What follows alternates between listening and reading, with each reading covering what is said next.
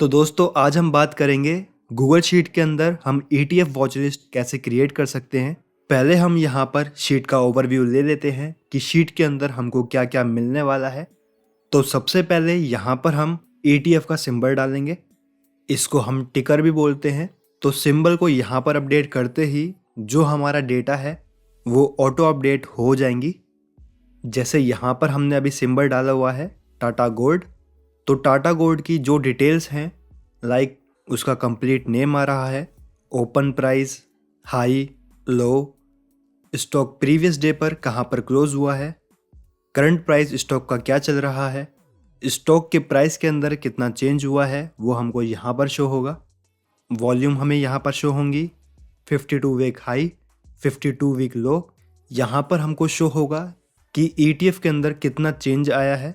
Percentage wise हम उसको यहाँ पर देख सकते हैं। ये हमारा कस्टमाइज है, ये 5 दिन का है, ये 30 दिन का है। इसको आप चेंज भी कर सकते हैं। यहाँ पर सिंपली हमको सिर्फ टाइप करना है कि हम कितने दिन का चेंजेस देखना चाहते हैं। सेम ऐसे ही ये हमारा है प्राइस चार्ट, ये भी हमारा कस्टमाइज है, इनको भी यहाँ से हम चेंज कर सकते हैं। देन ये है वॉल्यूम चार्ट एंड लास्ट में यहाँ पर है 7 डे मूविंग एवरेज और ये है 30 डे मूविंग एवरेज। अब बात करते हैं इसको हम कैसे क्रिएट करेंगे। इससे पहले हम स्टॉक वॉच लिस्ट कैसे क्रिएट करते हैं वो हम जान चुके हैं। जो हमने स्टॉक वॉच लिस्ट के लिए टेम्पलेट यूज़ करी थी वही टेम्पलेट आज हम यूज़ करने वाले हैं। अगर आपके पास ये टेम्पलेट पहले से है तो दोबारा से इसको डाउनलोड करने की ज़रूरत नहीं है।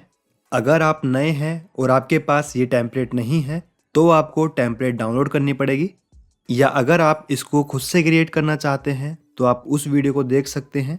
उस वीडियो के अंदर हमने इसको डिटेल में जाना है। अब यहाँ पर हम बात करते हैं कि सिंबल को हम कैसे अपडेट करेंगे। तो सिंबल को यहाँ पर ऐड करने के लिए हम सर्च करेंगे NSE all ETF list. First website आएगी exchange traded fund ETFs NSE India. तो NSE इंडिया की वेबसाइट है ये, इसके ऊपर हम क्लिक करेंगे तो ये जितने भी ETF NSE के अंदर लिस्ट हैं उनके नाम यहाँ पर हमको शो हो रहे हैं। तो यहीं पर ऑप्शन आ रहा है ऊपर download.csv, इसके ऊपर हम क्लिक करेंगे तो ये फाइल हमारी डाउनलोड होगी। फाइल हमारी डाउनलोड हो चुकी है। इसके ऊपर क्लिक करते हुए इसको हम ओपन कर लेंगे। तो अभी ये जितने भी ETF हैं उनकी लिस्ट हमारे पास आ चुकी है। अब यहाँ पर हम देखेंगे ये ETF का सिंबल हमको शो हो रहा है। हमें यहाँ पर सिर्फ सिंबल की नीड है, बाकी का डेटा हमारे काम का नहीं है। तो इसको यहाँ पर मैं सेलेक्ट करते हुए डिलीट कर देता हूँ। अब यहाँ पर हम क्लिक करेंगे, यहाँ पर हम एक फॉर्मूला टाइप करेंगे। फॉर्मूला के ऊपर क्लिक करेंगे, इंसर्ट फॉर्मूला के ऊपर क्लिक करेंगे। यहाँ पर हम सर्च करेंगे कनकैटिनेट। यहाँ पर हम कनकैटिनेट को सिलेक्ट करेंगे और ओके के ऊपर क्लिक करेंगे। ओके के ऊपर क्लिक करने के बाद ये डायलॉग बॉक्स ओपन होगा। यहाँ पर टेक्स्ट 1 के अंदर हम टाइप करेंगे कैपिटल लेटर के अंदर NSE कॉलन। टेक्स्ट 2 के ऊपर आ जाएंगे, यहाँ पर हम क्लिक करेंगे एंड इसके बाद इसको हम सेलेक्ट कर लेंगे। ओके के ऊपर क्लिक करेंगे। यहाँ पर हम देखेंगे ये किस तरीके से अब हमको शो हो रहा है NSE कॉलन और ETF का नाम।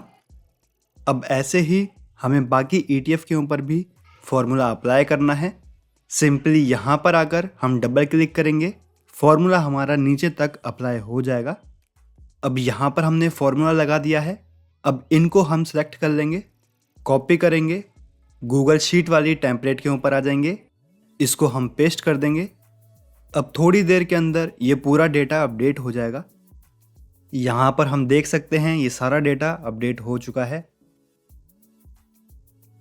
अब अगर बात करें कि डेटा को हम शॉर्ट कैसे कर सकते हैं, तो अभी जैसे हम हैं टिकर के ऊपर, यहाँ पर हमको ये सिंबल शो हो रहा है, इसके ऊपर हम क्लिक करेंगे। यहाँ पर हमको ऊपर 2 ऑप्शन शो होंगे, शॉर्ट A to Z और शॉर्ट Z to A। तो अभी जैसे हम फर्स्ट ऑप्शन के ऊपर क्लिक करते हैं शॉर्ट A to Z, तो यहाँ पर हम देख सकते हैं ये शॉर्ट हो चुका है। ऐसे ही नेक्स्ट हमको शॉर्ट करना है रिटर्न वाइज। जैसे यहाँ पर है ये 30 दिन के अंदर कितना चेंज हुआ है, तो यहाँ पर हम सिंबल के ऊपर क्लिक करेंगे। शॉर्ट A to Z के ऊपर क्लिक करेंगे। यहाँ पर हम देख सकते हैं -13% ऊपर आ गया है, यानी पिछले 30 दिन के अंदर ये वाला ETF 13% से ज़्यादा गिर चुका है। ऐसे ही 13% से कम कम कम नीचे आते जा रहे हैं। वापस से हम सिंबल के ऊपर क्लिक करते हैं। अब हम क्लिक करते हैं short Z to A। Data हमारा वापस से शॉर्ट हो चुका है। अब बात करते हैं जिनके पास पहले से ये शीट है उनको क्या करना है।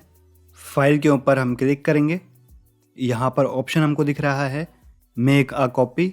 इसके ऊपर क्लिक करते हुए इस शीट की हम एक कॉपी क्रिएट कर लेंगे। बाकी सारा प्रोसेस सेम रहेगा।